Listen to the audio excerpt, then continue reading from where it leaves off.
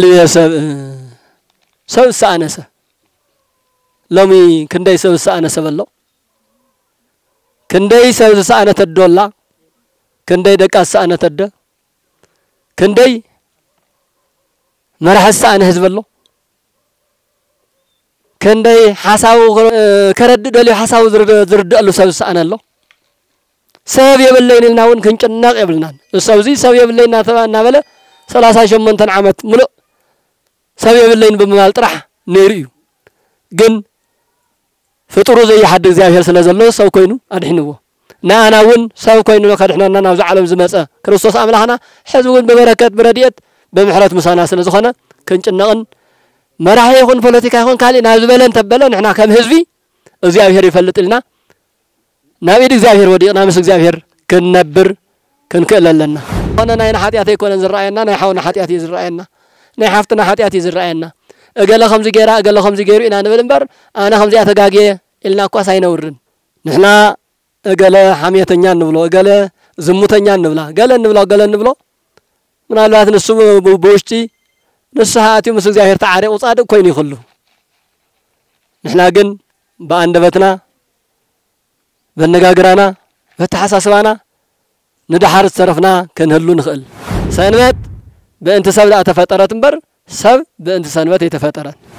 حضراتكم أمين لهاتكم ناي عبي صوم دارجانا فرقي نبص إحنا نازلنا ناي مجمريا سنوات زواردا يبحال نيرو زواردا مالت كريستوس أملاخنا كم سمايا سمايات كم زواردا كم زتوالدا أنا خدحن على العالم زي كم زتجلسة كم زتملانسة وإنجيل كم زمهرة زنقر العلات نيرو مالتي ثناي مجمريا مأتوصل فقال أي سنة لما قدست تباهلو يفلت قدست مالت دمو فتقدس እግዚአብሔር أنا رخيصنا وديقنا نبرنا أنا خقدس أنا كنصه أنا سو كجبر كاسبنت وصاي وإن زنبرنا أدامن دك أدامن ناسبنتنا خملس قدس أملاك تجلسو سلا قدسنا حيوت سلا منفساوي قدسنا سلا قدس بيت كريستيان سلا قدس سونتنا زمهر له علاتن غزيان سلا زنبره بو مسارات قدست تباهلات فلت سنبت قدست مالت فليتي استبارخت ناي تمرت معالتي ناي سغا ودم معالتي ناي صدق معالتي مالتيونا سب كاب رخصت كاب حاميت كاب انبقل كاب حماق سنفنا وصيو ناو قدسنا حيوت زمصلو منغدي نمهار العلات نيرو انتقال اي سنوات مالتي اتصاصاي تمالز حلفه دما مكراب يبحال نيرو مكراب مالت بيت صلوت بيت እግዚአብሔር مالتيو مدنا عالم قويتا ኢየሱስ ክርስቶስ ሰው ኮይኑ አብዛ ዓለም ዚ ናተመላለሰ አብዛ ነበረሉ ሰዓት አብናይ አይሁድ ቤተ ምኩራብ ቤተ ጸሎት አብናይ ኦሪት ቤተ መቅደስ ተረኺቡ ለተምሳከው ህዝቢ ከምት ቅዱስ ያሬድ አክሱማዊ ሊቅ ቦአ ኢየሱስ ምኩራብ ምላ አይሁድ ወመሃረ አለ ሃይማኖት ጎይታ ኢየሱስ ናቤተ ምኩራብ ናቤተ ጸሎት አይሁድ አቲው ቃለ እግዚአብሔር መሃረ ቃለ እግዚአብሔር ነገሮም ንሳተም ድማ ሰሚዖም በትምህርቱ ተገረሙ ተደነቁ ናብ ህይወቱን ተሰሐቡ ኢሉ ከም ዘመረ ተሳልሳይ ሰንበት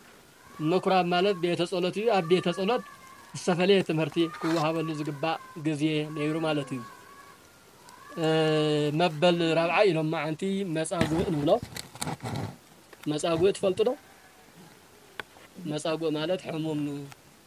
ጥዕና ሰአነ ብዙሕ ዓመታት ጥዕና ተፈሊቦ ን38 ዓመት ዝኣክል በደው የዳኛ በአልጋ ቁራኛ ተታሒዙ ዘመድ አዝማዱ ፈንፊነምዎ ካብ ቤት ካብ ገጾም መውጽኦም ኣብ ሓደ ማይ ጸሎት ኣብ ሓደ ሩባ ደብርየምዎ በይኑ ብሕማምና ተሰቃየ ዝነበረ ሰብ እዩ መጻጉዕ ማለት ሕሙም ጥዕና ሰአነ ማለት ነው ስለዚህ መበራዓይቲ ሰንበት መጻጉዕ ተባሂላ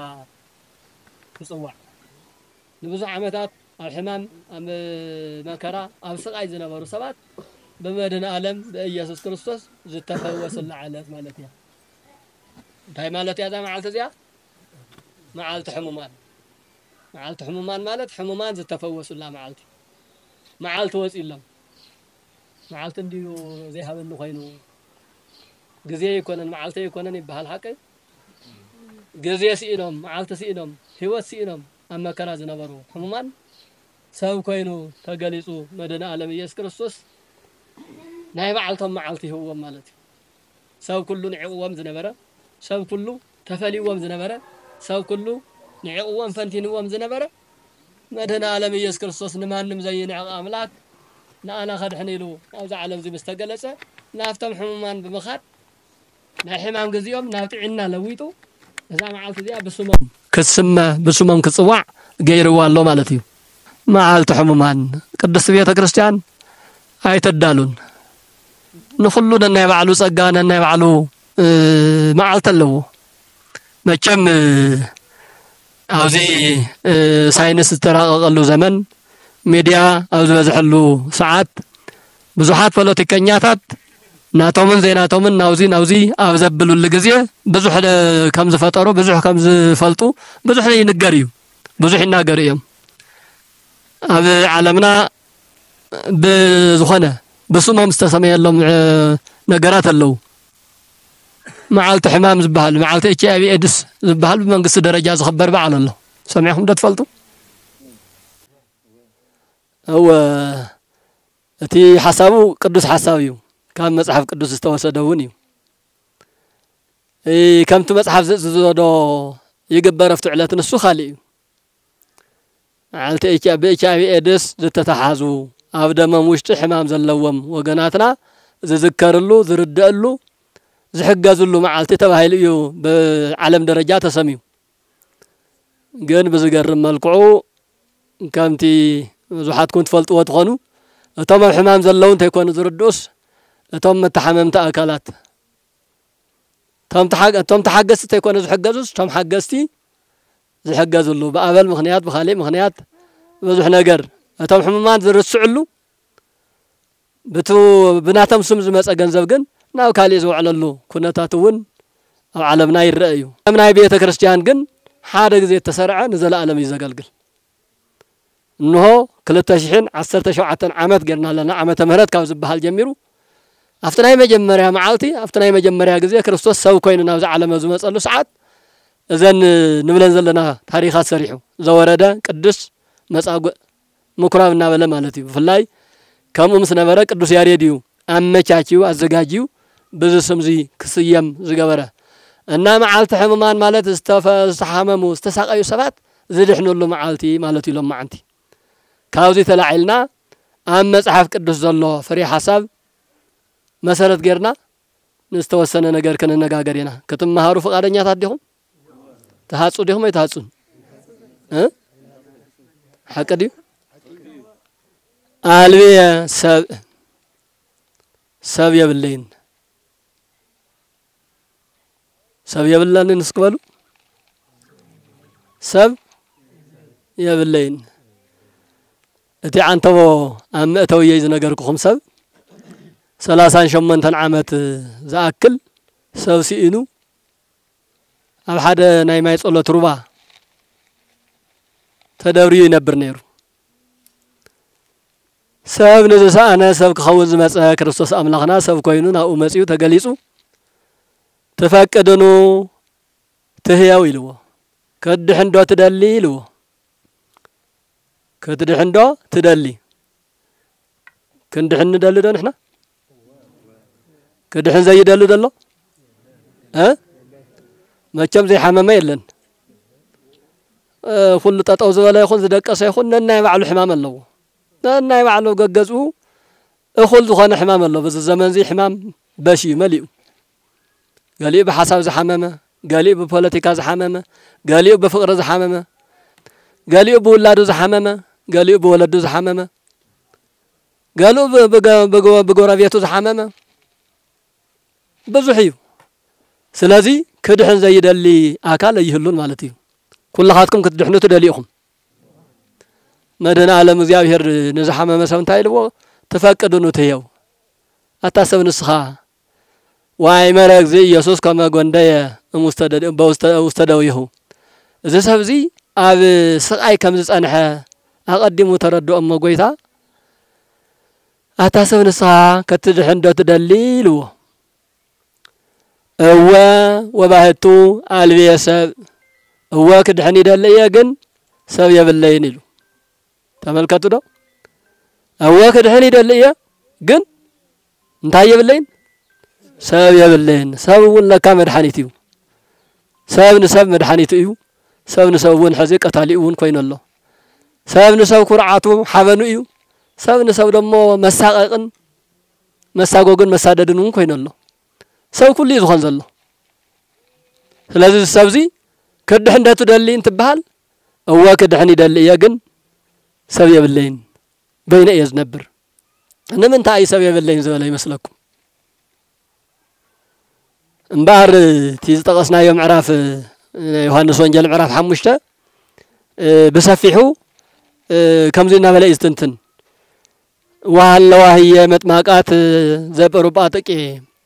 بروباتقي تباهيلو زسما بروباتقي مالت بيت ساحل بيت محرت بيت صلوت ناي ماي صلوت بوتا محمسي حمان اتيم حميسم مالت طلق الى موصيم زفوسلو ناي ماي صلوت بوتا نيرو يبل زحامه كله ناؤنا خدا يفوس نيرو انت خونه جن اتم زحامه كلهم بحد معالت زفوسلو عدل ينبرن اتا ماي صلوت ام معالتي حد حمم طرايات فوس نيرا اتا ماي صلوت سويلو تاراماي ينبرن اسم ملاك እግዚአብሔር ይወርድም ሰማይ ወይታወኩ እቱማይ ናይ እግዚአብሔር መላክ ካብ ሰማይ ይወርድሞ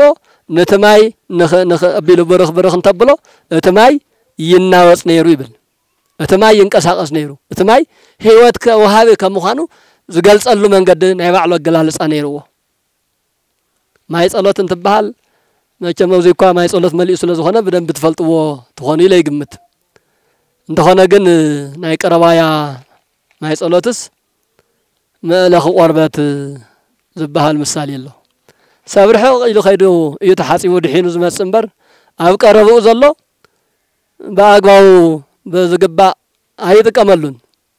ናይ ቀረባያ ማይ ጸሎትስ መለኽ ቆርበት ይብሉ እንት ምስል ወለድና ቆርበት ትፈልጡ እንዲሁም ማይ ጸሎት ንሱ ካፍቲ ዘመን ንሱ ጀሚሩስ ካብለም ማይ ጸሎት ዝባል ዝተፈለየ ማዩ ታራ ማይ ይኮነን ታራ ወራድ ማይ ጥራሕ ከይመስለኩም ከምቱ በምሳሌ እንትንገር ቀሽንያ እንትሪእዎ ሰብ ይመስል ማይ ጸሎት ትሪእዎ ደሞ ማይ ይመስል ይባል ቀሽ እንትሪእዎ ሰብ ይመስል ማለት ሰብ ደይኮነን ይብክትብሉ ትኸሊኹም أو تريوا من لهم ولدنا أشتي سبيهم جن سب ترى حيكونن بدن بي سلطانة كهنتهم تمهرتهم مع رجوم تتدقي مملو سبيهم سب ترى حتى يكون جن كاو سمن العلون سلطانة سمايات ومدر سلطان ناي سماين ناي مدر سلطان ناي من قصة سمايات قل في بإيد كريستوس استقبل يوم حزي ترى سبنة يكون نزلوهم سلطانة كهنة اللوم مالتي اتماي صلاتون انت الرياض بعين سغان ترى اتماي صلاتون مسنو زخون ماين نفوس زخون ماين تمساسال ملكع زلو منم كان ماي ملكع زي تباهلو انت زي تغلصه كلر يبلون ماي برغط ግን استمساسل انت تريا تمساسال ነገር እዩ ግን اتماي صلات ዝባል ዝተቀደሰ እዩ ዝተፈለየ እዩ ናይ እግዚአብሔር መልአክ በላይትን በቀትርን ዝባርኾ ማእዩ እዚ ድማ አፍተ መጽሐፍ ቅዱስ ተጻሐፈ እዩ ንሕናተ መልአክ እንተባረኽ እንተቀድስ ዘይክርዮ ንኸለና በግዙፍ ዓይኒ ግን በእግዚአብሔር መንፈስ ለቀድሶ ተማያት መልአክ ኩሉ ግዜ ናብ ዘነ ሩባታት ከም ዝወርድ ደሞ ከም ዝባርኾ ንሱውን እዩ ማይ ጸሎት ተባሂሉ ዘድሕን ዝኾነ ማይ ናራእኻዮስ ግን ተሓጺብካዮ ትድሕን ሰቲኻዮ ትድሕን ተቐቢኻዮ ትድሕን ታይስ ለዝኾነ እዩ እስመ መልአከ እግዚአብሔር ይወርድ መልአከ እግዚአብሔር ወሪዱ ነተማይ ንሱ ይባርኾሞ እተማይ ናይ ባዕሉ መንቀሳቀስ ይገብር ነይሩ ስለዚህ ፍታ ዘመነ ኦሪት እዚ 38 ዓመት ጸኒሑ ዝበልናኩም ሰብ ወለዱ ቤተሰቡ አዕረፍቱ ዝተወሰነ ጊዜ ከላዓሉ መኪሮም ከድሕንዎ ከሕግዝዎ መኪሮም ግን እዚ ይድሕን በቃ ደሓነ ሞተም ደሓነም አፍቱ ማይ ጸሎት ንውሰድ ደሞ አንተ ድሒነው ይድሓን ተዳዚ የለ ክንደይ መዓልቲ ክንጻወር ክንደይ መዓልቲ ክንጻወር ኢሎም በገዛ ቤተሰቡ ገዲፈሙ ኸይዶም አፍቱ ማይ ጸሎት ወሲዶም እታ ማይ ጸሎት ወባቲ ሓምስቱ ህዋራት ሓምሽተ እርከናት የረምዋ እዚን ህዋር ማለት እዩ ደረጃ ወሪድካ ያት ጥምቅ ነራ እቲ መጻጉዕ ዝበልና ይሕሙም አፍታ ጫፍ ደረጃ ገዲፈሙ እዮም ከይዶም ሕዚ አፍተ ሰዓት ንስሞ ድማት ማይ ጸሎት ንሱ ኦሪት ስርዓት ስለዝነበረ ፍጹም ድሕነት በኦሪት ጊዜ ፍጹም ድሕነት ስለዘይነበረ ሓደ ሰብ ያተድሕን ነራታ ማይ ጸሎት ሓደ ሰብውን ተቀዲሙ ዝወረደ መላእክት እግዚአብሔር ንታማይ ይነኽአ ይባረኻሞ ትማይት ድምጽ እንተስምዕ እንተሎ ዳሕና ሰብ ዘለዎ ወይ ዳሕና ዓሪ ዘይሐመመ እንተኮይኑ ባዕሉ ጎዩ ወይ ድማ ዳሕና ሰብ ዘለዎ ተሸኪሞም ወሲዶም ቅድሚያ ናፍታማ ይእትዎ ታናይ መጀመሪያ ቡራኬ እትናይ መጀመሪያ ሕመም ይረኽባ ይድሕን ብድሕሪ ካልኣይ ተድሕን በጽባሕይቱ ደሞ ተጸቢኻ እያ ስለዚህ ኣብዛ ማይ ጸሎት እዚኣ ከድሕን ዝኽእል ኣካል መን ዘለዎ እዩ ሰብ ዘለዎ ጥራሕ ይኽኣቱ ዝኽእል ኣይኮነን ድዩ እንድሕር ኢድካ እግርኻ ተኣሳሲሩ ሰብ ተሸኪሙ እንተዘይእትዩ እኳ ባዕልኻ ተኣቱ ይትኽእልን ለዛም ደሞ ጉያ ኣለዎ ቅድድም እኒሄዎ ስለዚህ ዝሕሽ ኣካል ጎዩ ይቀዲሙ ተሓጺቡ ድሒኑ ይኸይድ እዚ ሰብዚ ለማ አንተ ተራሒዙ ይሓድር ግን ጉልበት ስለዘይብሉ ብድሓር ዝመጹ እስመ ባዕዲ ይቀድመኒ ወሪደ ሰብ ክድሕን ይደልየ ግን ሰብ የብለይን መላእክት እግዚአብሔር ናፍት ማይ ወሪዱ መስባረኾ ባዕድ አና አይቀድሙ ካሊ አቲው ተሓጺቡ ድሒኑ ይኸይድ አነ ግን ሰብ ስለዘይብለይ ከምዚ አይለ ይሓድር ይውዕል ኣለኹ ኢሉ ምስኪናይ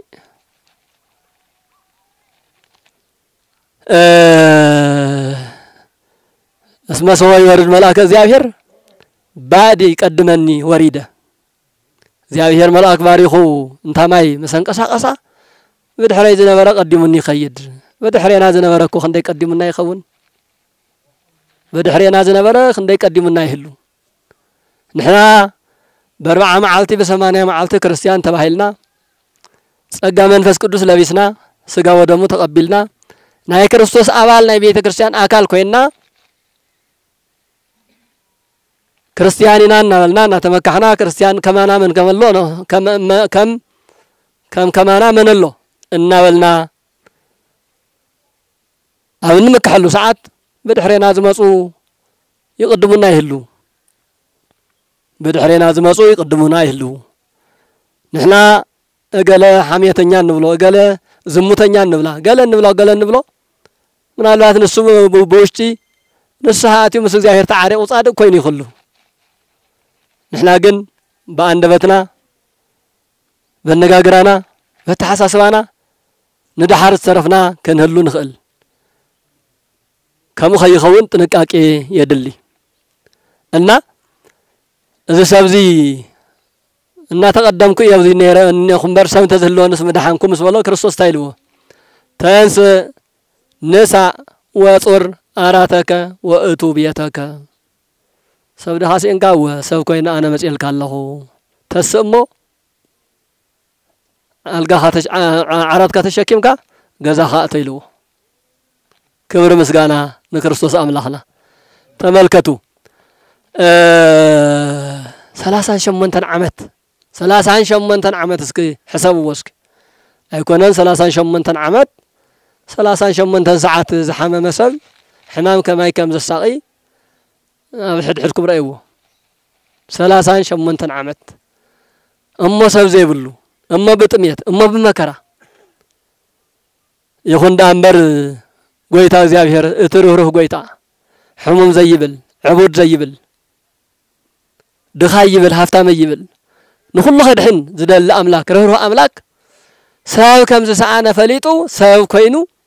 نافتا زلوا بوتا تنقساقيسو خيدو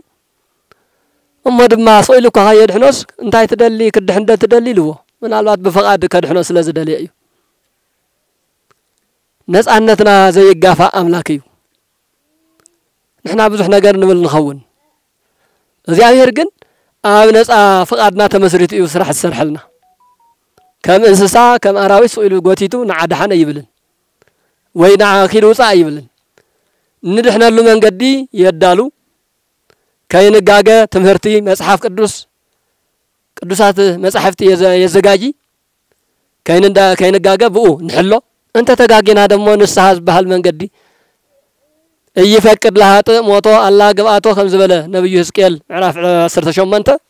እግዚአብሔር በሕዝቅኤል ሓዲሩ አነ ደቅ ሰባት በኃጢአቶም እናሃለው ኩመቱ አይፈቅድን እየ እንታይዳ በንስሐ ተመሊሶም ናተይ ኮይኖም ክርስቲያን ኮይኖም ቃል ህይወት ሰሚዖም መንግስተ ሰማያት ከወሰዱ አይደለም በር እይፈቅድ ለሃጥ ሞቶ አላ ግባቶ ኃጢአተኛ ሰብ በኃጢአቱ መስጨማለቀ ከመውት አይደለም እየ ይዝብል እግዚአብሔር በኃጢአትና ኸንመውት በኃጢአትና ኸንቅሰፈ ይደልን እግዚአብሔር እዚ ሁሉ ወን ተሸኪሙና ዝነብር ሓደ መዓልት ንስሓቲና ናይ ስሙ ቀደስትና ይክብሩ ወለሰና ኸንከውን ክንድሕን ስለዝደለየና እምበር ጻድቃን ስለዝኾንና ጽቡቃት ስለዝኾንና ንእግዚአብሔር ስለተመቸና ጥራሕ አይኮነን በህይወት ነብር ዘለና አይኮነን እንዲዩ አነ ንጹህ የዝብለለ ዲዩ እዚያ ዘይተጋገየ ሰበሎ ኃጢአት ዘይቀመሰ ሰበሎ የለን ኩላትና ይዕበይናስ ነናይ ባዕልና ሽግር ኣለና ናይ ባዕልና ጸገም ኣለና ነናይ ባዕልና ኃጢአት ኣለና እንተኾነ ናይ ኃጢአት አይኮነን ዝራአየና ናይ ሓውና ኃጢአት ይዝራአየና ናይ ሓፍትና ኃጢአት ይዝራአየና እገለ ከምዚ ገይሩ ኢና ንብል እምበር አነ ከምዚ ተጋገየ ኢልና እኳ ሳይነውርን ብዙኾነ ኮይኑ ግን እግዚአብሔር መሐሪ አምላክ ስለዝኾነ ምስ ኩሉ ኃጢአትና ገመናና ሸፊኑ ቅዱሳን ምሲሉ ክርስቲያን ገይሩ كل جزء مسخ النبر يفكر الله بنسها تملسنا ناتخن كون سلازدلي بحاطياتنا خن موت سلازيد اللي مالتيو سلازي سبزي نسلاسا شمنتن عمتات صنيحو እግዚአብሔር ከትድህ እንደተደል ማለቱስ ንኹላትና በወቢልስ ንኹላትና ይስጠየቀና ከትድህ ነው ተደልዩ ማለቱ እዩ ወንያቱ በግዕ ጤል ተኾይነም ጽና ኢና ንሓርዶ ፍቃድና ፍቅድና ትንሳኤ ገለ ኾይኑስ በግዕኩም ጤልኩም ተሓድሩ ተደልዩም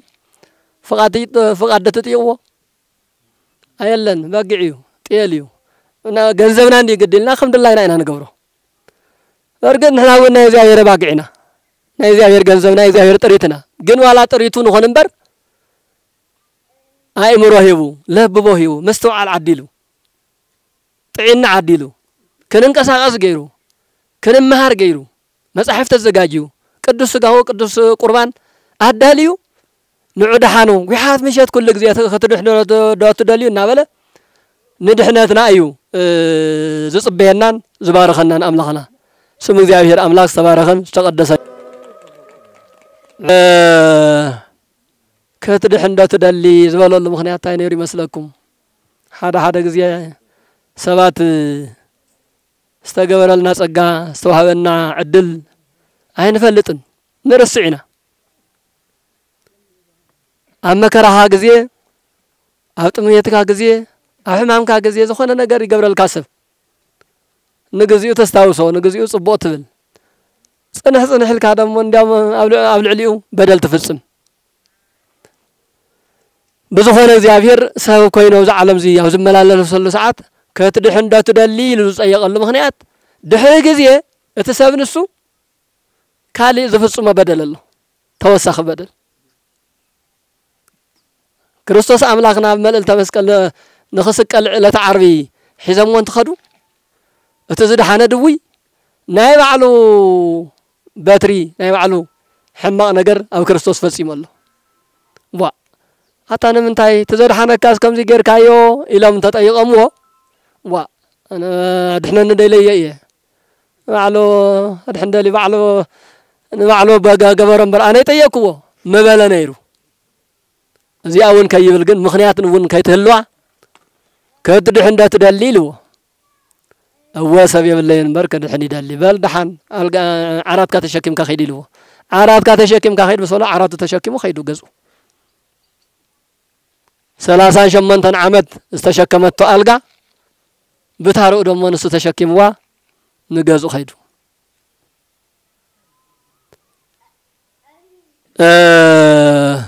اتوم ايهوداويان اتوم ناي كريستوس تقاومتي شو انتاي لهم يمسلكم سنبت كو ايو لومي نمنتاي ألقى تشكم كاتخيد بعال كو ايو لمو تملكتو دو ناي سب نغر كمل كحاويخا انكو زياغير ما حركه انكو تفوس كايلم حقوسهم كند زغلصوس 38 عامات مولو زي طيقوس حزد حينو ألقاها تشكم كاخيد تباهيلو بكريستوس محرت وريدلو سب سينو زنبره سب رخيبو ياهم املاكن سب زخونه رخيبو محرت رخيبو ألقو تشكم تخيدس علل لم دستهم غلصو انكو دس فلكا مولو السيه كاله زي تمحارو تلي ممكن محاري بملو يلم سناي كند حسوس نمنتاي ألقا تشكم كاتخدل خلو كو سنوت يلمو مسرتو سنوات العلي سوا يكون تحت سويم سنوات سبع انت سوى تفترات يمزلو تمليقاو انت سنوات بانت سوى تفترات واكو سب بانت سنوات بانت سب لا تفترات انبر سب بانت سنوات يتفتران اتي منتاي مالتيو سنوات نحنا خنكبرلا نحنا خنقدسلا نحنا خنقربلا نحنا ناي كريستوس ناي እግዚአብሔር كنكوللا كنمهارلا تباهيلا نحنا خنعرفلا استفطرت علتيا نحنا نسنوت يتفطرنا سنوت قلنا انا تفطيره قلص دي ولدي مقانيات حسابات ግን ናይ ሰብ ድሕነት ዘይደልዩ ሰባት ግን ልዕሊ ሰብ ሰንበት ቆፂሮም ልዕሊ ሰብ በዓል ዘኪሮም ንምንታይ ኣልጋ ተሸኪምካ ትኸይድ ለም እኮ በዓል ይነውሪ እዩ ካብ ገዛ ካዩ ጻኒ ለም ዋ ዛየወኒ ተይበለኒ ተንሰ ጾር አራተከ ተዛህየወኒ በዓል እኮ ኣልጋ ተሸኪምካ ኸይድልኒ እኮ ይልዎ ዋ መን ነው ተዛህየወከ ተዘድሐነካ መን ይስከነገረና ይለም ከባሱ እኮ እዩ አብየት ዘይ ምዕዳል በርንተ ተዓጽይኳ አይ ሞራኻ ሓደ ግዜ በሰይጣን ተተወሲድ እኮ ምንም እኮ የለን ምንም ምስተዋዕ ዝባሃል የለን ከመይ ዝበለ ዘድሕና አምላክ ይሎም ክንድ ዝጥቀሙስ ከመይ ሰንበት ሳሪ ሰንበት ስዒሩ በዓላት ዘይ ይخبር ከመይ ዝበለ ነብይ እዩ ከተሓዘለ ወይ ለምስ መን የድሕን እኮ አይለሞ በዝገርም መልኩ ተሰብ ግን ዘድሕና መን ምዃኑ እኮ ሰይፈለጠን ነይሩ يحزن بونت 38 ዓመት ሙሉ ተሳቂኻስ በልዳሃን ህይወት ተዓደል አልጋሃ ተሸኪምካ ኸይድ ተባሂልካስ እሽልካ አልጋሃ ተሸኪምካ ጽርግ መንኻ ጎይታይ ደ ይባሃል መድኃኒተይ መንኻ መስንካ መን ክብል ከመይ ገረኸ ኸበረካ እንታይ ከገብር ይግበአኒ ኤልካ ክንድ በጥያ ዘንሐለካ ገደፍካ አልጋሃ ተሸኪምካ ምኻድ ለሐርቶም አይሁዳውያን መን የድሕንካስ ከነገረና እንትብልወስ አንሰይ አይመርኩ አይፈለጥኩን ይሉ حز تاريخ نايز حدا سب تاريخ انت نوري ناي بعلنا انا وشتنا انت تملسنا ونكم تمساسالي بكو من يلي تمسكتر زمغبنا بتاذلا مطنኛ زخونه ጥዒና ዘንብረና من እዩ احنا እኮ በጻዕርና ጥራሕ ነበር ዝመስለና ሰባት ክንህሉ ኢና በገንዘብና በሀብትና በንብረትና ጥራሕ እንነብር ሰባት ዝመስለና ክንህሉ ኢና ሰብ በንብረቱ ጥራሕ አይነብርን በሀብቱ ጥራሕ አይነብርን በጥዕና ጥራውን ምልጥዕና ስለዘለውን አይነብርን እግዚአብሔር ንበርን ተይልው እዩ እግዚአብሔር ተንቀሳቀስ ተይልው እዩ እግዚአብሔር ህይወቱን ተዓድልው እዩ ለይቲ ጸልማት ነይሩ ሐቀይ ሕዚ ብርሃን ይዝንዩ እዚ ብርሃን ዚ ከፊልና አሉ ነው ዋጋ ተከፊሉ ወዲዩ ነዚ ብርሃን ዚ ናይ መብራህቲ ናይ ቆጻር ዝከፈለሎ ነው ታናይ መንግስት መብራህቲ ታናይ ሳይንስ ምህዞ መብራህትና ወዚ እንተ ተመጽ ክንደይ ዝኸፈላ ክፍሊት ንሱና ኮይ መብራህት ዘይብሉን ህዝብ ቤተክርስቲያን ሐቀይ ገንዘብ ተዘልወኩም በትኪ ወገን ወፂ ሐላ ይመስለኒ ወቲትኩም ተምጽዋ ነይርኩም ግን ዓቅም ይሐጽር ፀሐይ ግን ተኸፊሉ አይፈልጥን ተመልከቱ ብሎ መዓልቲ አንበላ ወልዓት ነበር ሓደ መዓልቲ 05 ሳንቲም ከፊልና ይፈልጥን ለይት ኳለይት ኮይነስ ወርሕተ ወልዓት ተሐድር ናይ ወርሕ ከፊልና ይፈልጥን አየር ጸባይ ነው ፍላይ ዝናይ ገጠር አብይ አየር ጸባይ ጥዑም مساتي مع عزاز اللو نزيون كفيلنا ينفلتن زنام بساعته يمس ناي زنام كفيلنا ينفلتن هذا هو زخبابي أنك تمايات النيو مسانو النيو كفيلكم تفلتوا ديهم بزي واقع بناس أكو إذا نبرنا أملاخنا بناس أذن نبرنا أملاخنا من ينبركم تتباهلنا قد مسجم كم عقمنا ولا بأفنا كواخم انتبلنا بوشتنا قن بدن بأمنا زين الرقاقص ونقر هالو زخانت نقر أزمرا ديا ناي مسنو بوتا انت تبلاشياس بقى هيوتنا زودا زطفق زي أنت تبلاشياس يلنا نلسف نهلونا أتكلت قال أنت تواريزان قال بقى هيوتي كوي أزيا هيوتي كويس إنني زي أنت زي الله ما خمي لك نبر نافت السامق ولا زبس حسابي هلو يلا من ساز هابكو زيابي هريو توانا هيوت زيابي هريو مسك زيابي هر منبر تزعبي نقريو مالتيو سلازي إذا سابزي مرحانيته يفلتن بزخنا جن نايدحنا تقاط أمي تفسي من الله هذا خمنا لا يقصد ماني يتبلوا يفلت أنيلو بس قرم كهالي معالتس نفتوتا أنت مجمرة ألقى ينبر نيرو من قصة قصة يخل النيرو مش دحنا جن كم دللا ينزل لنا نقويه نفتخذ على انتخدس بخالي معالت دمر خيو ونتممهر نقويتان إيس كريستوس مالتي واي من يسمو إيسوس لا قويه تملي سنافتم أي هداويان أتزاد حنا نكور خيبيو من يسمو إيسوس يزبحل كم زي يكبر زبل علو صحل السبر تايز بهاللو مثالي حقي ما أد قريبوس بلعها بمستقبكا تملبامات ما أد العلب بلا ما يلم أخيرا يمزق متوه تم كم خمس والو دم برجحيت لما أخذ الله زبلع خلو ما أد زبلع خلو صحلي ستخلو وانجا زخبر كالو عدي زخبر كالو جزا زخبر كاسب أخير كاي خط حزق بو وعلت على الساعتي كن كونه يقبلنا نولده بارسب زيجن نقول خير استزاد حنا نمارخ يبي فليت أيه من يسمو إيسوسي كافتا ساعات مساجم يوم تم أيه داويان نز إيسوس بهالقويتا بار كافز الأفضل لو حزنا هنقتل ولا نايلم ياو ناتصب بيصني هم ساعات مسبسحة أما مسكال سقيلهم قتيلمو أرجع نسون سميتنا أنا خد حس لازم أسأل علامة أيو وعلامة إن ساعتهم جن نسو مهمر ندحر كوينو نسو ليك ندحر كوينو نسو سو كل السمع ندحر كوينو نسو تفوز بلو أكل تفوز ندحر كوينو أنا سمعنا يلن أما من ميدا وريقنا هنترفينا سلطاننا كهنتنا من نقصنا كل نجار نسو خوص دايو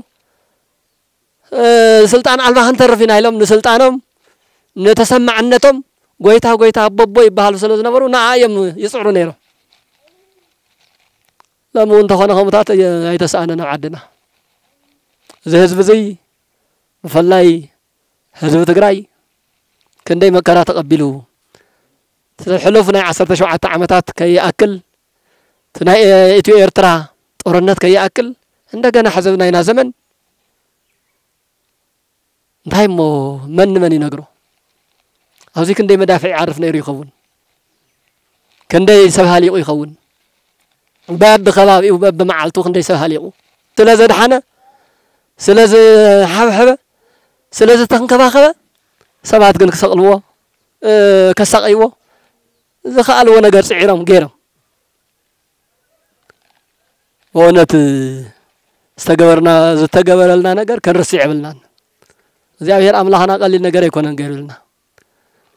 አብዛ ዝሓለፈት ጊዜ እኮ አብዛ እስካሕዝ እናቀጽለ ዘላ ጊዜ እኮስ ክንደይ كم ناينا بزحي كم ناينا قطركو منم كو زيبلنا أفسلح زيناتو بتعمل حدات زبكوينا جن بشم أنت معازن ملو تخابيبو ناي من لا إثيوبيان كالن تأكيد زخل طور زخل خال خوينس حزون كم زي تعرفنا كم زانتا مزنتاينا من نجارناكو بعلو لا يزاير محرتيو كنا خبره يقبأ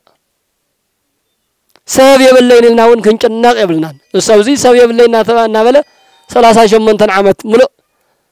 سبب يبلين بمال طرح نيريو جن فطرو زي حد እግዚአብሔር ስለዘለው ሰው ኮይኑ አድሕንዎ ናና ውን ሰው ኮይኑ ከድሕነና ናብ ዓለም ዝመጸ ክርስቶስ አምላኽና ሕዝቡን በበረከት በረድኤት በምሕረት ምሳና ስለዝኾነ كنجنقن مراه يكون بوليتيكا يكون كالي نازبلن تبلن احنا كم حزبي እግዚአብሔር ይፈልጥልና ናቢድ እግዚአብሔር ወዲቅና ምስ እግዚአብሔር كننبر كنكللنا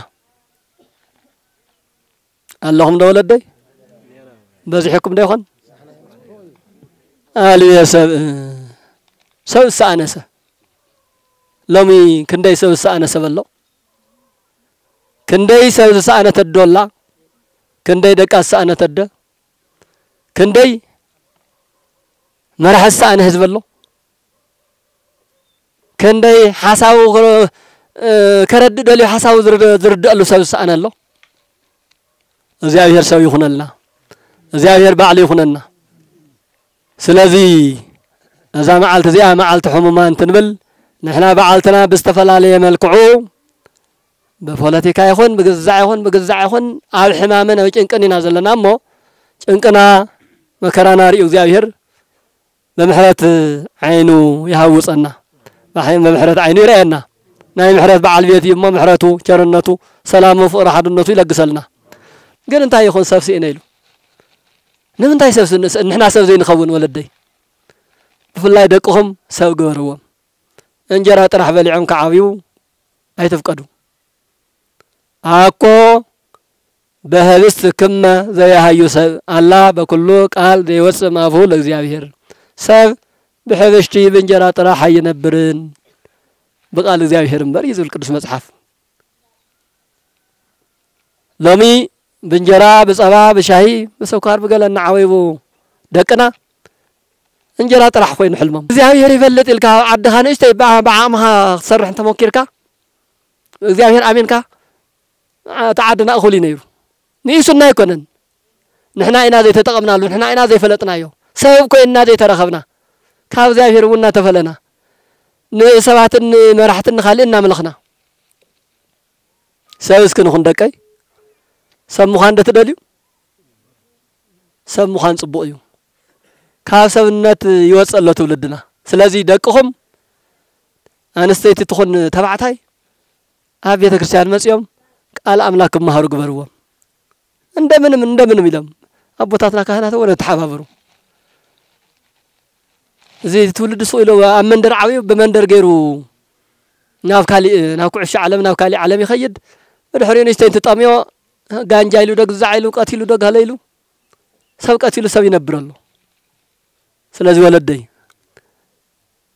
ፍላይ ካህናት ዲያቆናት ናብዚ ቤተ ክርስቲያን ከመጹ ግበርዎም ተም ህፃናት በባዕሙ መምህርዎም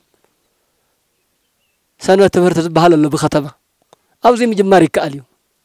ትትخلو ትትፈልጡ ወይሁን ተምህርዎም ካሊ ሓጋዚ መጽሐፍን ካልእን ተድልዩን በቀረባ ምርካብ ይካልዩ ንሕና ወን ከንሰድድ ንኽእሊና ስለዚህ ትውልዲ ናይ ቤተ ክርስቲያን ትምህርቲ ተማሂሩ ከዓቢ ይገበር አለበለዚያ ግን ሰውይሉ ገዙ እንጀራ ጥራሕ በሊዕ ዓቢ አድዩ ይቀትል ሓፍቲ ይደፍር አድዩ ይደፍር ወለዱ ይጻረፍ ወለዱ ይخبርን ናይ ምንታይ ውጽኢት እዩ ስለዚህ ተማሃረ ሰው ኮይኑ ከዓቢ ስለዚህ ተገበረ እንጀራን ዳቦን በሊዕማ እንስሳውን ኮይ ዓቢ ከልበውን ኮ ድምውን ኮ አው ገዛ ዝተረኸበ በሊዕን ይንዛዕብያ ሰብ ግን ዝተፈለየ እዩ ናይ እግዚአብሔር ቃል የድልዮ ከመሃር የድልዮ ስለዚህ ሰብ ኮይና ክርከብ ናይ ለማዓንቲ ዋና ትምህርትና እዩ ሰብ የበለይን ካብ ንብል እግዚአብሔር ለኒልና እግዚአብሔር ንረኽበሉ መንገዲ ክንእልሽ ዓድና ክናኽብር ማያ ጸሎታትና ክናኽብር ከምኡ እንተ ኮይኑ ጽቡቕ ነገር እዩ ዝኸውን እግዚአብሔር አምላኽና ዝተባረኸ ዝተቀደሰ ዝተመስገነ ይኹን ከምቲ ዓንተ ወዘልኩም አነ ዝዓዲ ንኣኻትኩም ከመር ንኣኻትኩም ከባረኸ ይኮነን መጻጻይ ብሩኽ ዓዲ እዩ ዝተባረኸ ቤተ ክርስቲያን ዘለዎ ታሪኻዊ ጥንታዊ ቅርስ ወለድና ዝሓዘ እሞ